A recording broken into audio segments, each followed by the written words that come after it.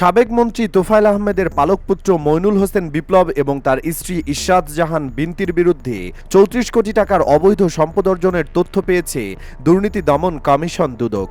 ইতিমধ্যে শুরু হয়েছে তদন্ত। অনুসন্ধানে প্রমাণ মিলেছে বিপ্লব এবং তার স্ত্রীর নামে ১২ কোটি টাকার কোনো বৈধ উৎস নেই।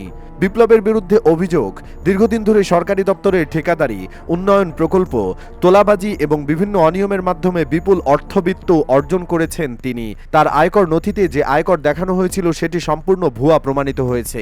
এমনকি রেমিট্যান্স, ভুয়া ব্যবসা প্রতিষ্ঠান, গাড়ি বিক্রি এবং মাছ চাষ দেখানো আয়ের কোনো সত্যতা পাওয়া যায়নি।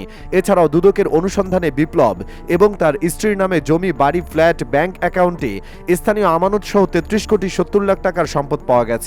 তবে তাদের আয় এবং ব্যয়ের মধ্যে বৈষম্য লক্ষ্য করা যায়, যার ফলে ১১ কোটি ৭৫ লাখ টাকার সম্পদের কোনো বৈধ উৎস পাওয়া যায়নি।